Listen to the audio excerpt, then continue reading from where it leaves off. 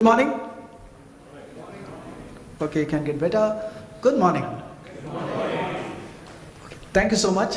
I think it's years of being on floors in retail that's kind of got me into this good morning habit, and you know that I do this every time. Some of you who attended a few of the conferences know that this is how it starts. But it's a wonderful moment. Because as I was looking at the various people, shaking hands, I realized that maybe I'm really getting old. I was looking at who could be the oldest retail CFO sitting amongst all of you here. So, anybody wants to stake a claim? As a CFO, not the oldest person inside this room. Oldest person inside this room, I don't want anybody to stake a claim on. Who is the person who's been a CFO of a retail company the earliest? Anybody? Raise your hands. Who became a CFO in early 2000 in retail company? Early 2000? CPD, कभी कभी तो अपने resort पे टक्कर करा करो यार. So maybe only CPT. There's nobody else, huh? CPT, what's the year that you became a CFO? 97. He doesn't win the cake. Who could be the person? I, myself, and me. So I joined as the CFO of Shoppers Stop in 1993. So now you know how old I am. I started off as heading finance and systems in Shoppers Stop at a time when we had one store, 4,000 square feet, with Nagesh as the head of the business. And then we also had a boss to Nagesh inside that business. Some of you may not even know that. Our CEO was somebody else. General manager was Nagesh. I was the CFO, or actually GM finance, and then there was a gentleman called GK Udeshi who was the CEO of Shoppers Stop. But the fact is that times have changed. Fact is that all of us have evolved. I don't think I can stake claim to be somebody who really manages finances so well anymore. Maybe slightly better with my personal finances, but not necessarily as a person who can stake a claim to sit here inside this audience. But the fact is that markets have changed. That's why we said that this is going to be the logic. We are going to say, what's the market today? What are the new rules of the game? None of us have got all the answers, but between all of us, I believe there is enough of answers to make us take 2 more steps with lots more confidence. That's the reason why the CFO Conclave was created. Thanks to this team within RAI, which was able to get all of you together. It's not been an easy job. And I know that we had to go through a lot of trouble to get things happening. And then, of course, Rahul Bhai had to come in here after trying to tell one of the union ministers that he can't come and meet her because he's got to come here today. So thank you, Rahul Bhai, for taking time and coming in here today. So lots of things have happened to make all of you come here. It's been tough, but just to take you through what's happening as RAI and to see what's happening overall and what do we want to see today. So Retailers Association was created 12 years ago. It was created to try and help modernize retail in this country, to take ourselves from one benchmark to another. Most of the retailers came in. The beauty of RAI is that we are owned by retailers, and we do whatever we do for retailers and to really take care of the retail industry to the next level.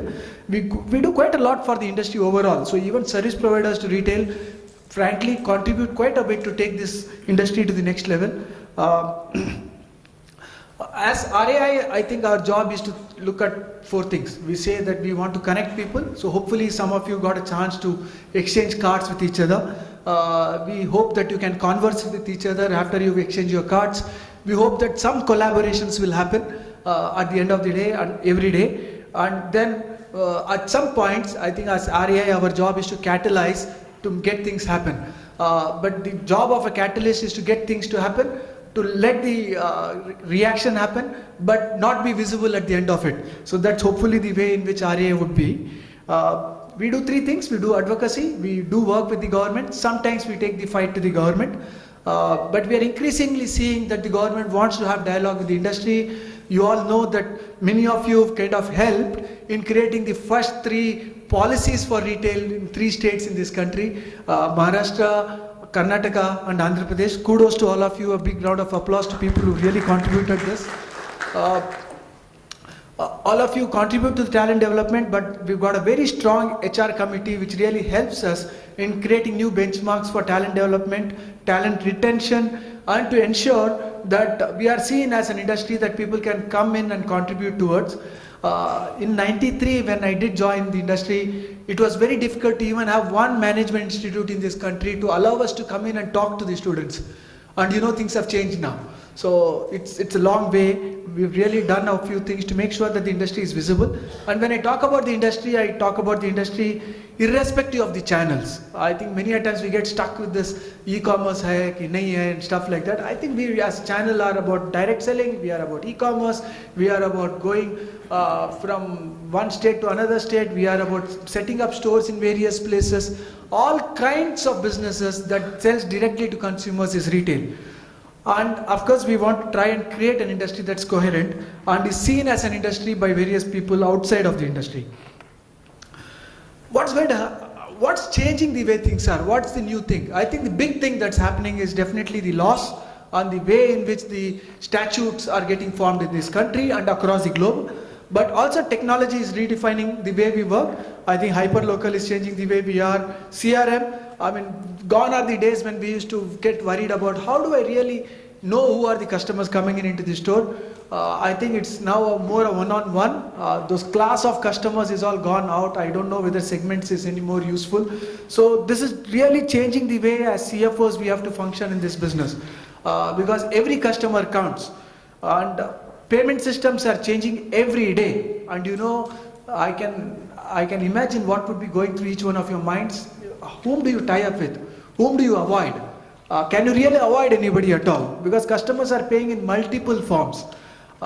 Social commerce is again changing the way we are. Risks are getting redefined every day because risks can come from any part of this world. It could be something that's happening far away in some other part of the world that will impact us here in this country, or the vice versa. Something that happens in India can impact a very large company sitting in the US. So how do you handle risk? Supply chain visibility is again changing. I think collaboration is the name of the game.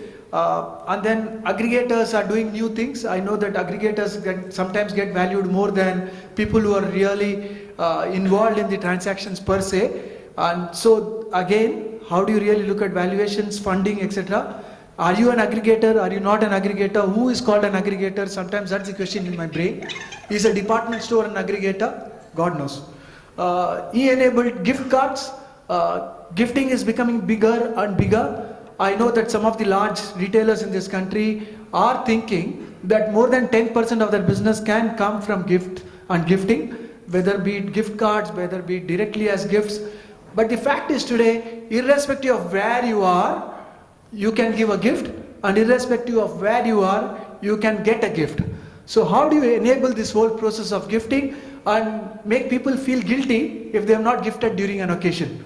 That's the beauty of the way we are living in the current day and age. So there are lots to discuss. There is a whole lot that's going to happen today. The way you do funding, the way in which you're going to look at compliance, the way in which we are definitely going to look at efficiencies in the business. How do you control costs? How do you ensure that collaborations happen to become a win-win-win proposition? It has to be winning as far as the collaborator is concerned. It has to be a winning proposition for you, or it has to be a winning proposition for the consumer. So how do you create these collaborations? So I think this group of people who are sitting here who are going to kind of get us to believe that this is a new age, new paradigm of growth. And each one of us, I think we've got some managing directors of company, we've got some owners of company, we've got some people who are specialized in insurance business, we've got some businesses that are into mutual funds, we've got some bankers inside this business, we've got some credit card companies in this business, in this place, we've got retailers in this place, we've got technology providers in this place, you name it, and we've got them here. If as a group we are not able to solve what is going to take us to the next level of growth, I doubt if anybody from outside can come in and help us. Currently, I don't think anybody who is directly in the government sitting here, but there are all of us who've got connections with the government who are sitting here. So almost all the ecosystem players are available here. Hope to get lots of value. If we can get, each one of us can get at least 2 or 3 things as a way forward out of this full day of deliberation, I think we can take the businesses to the next level. I from RAI know that at the end of the day, I will have my job cut out for me. Hopefully that will make me relevant for one more year at least. So thank you so much. Each one of can only pray for one more year. So thank you so much. With hope of getting new definitions for the way RAI is to work. Namaskar and welcome aboard.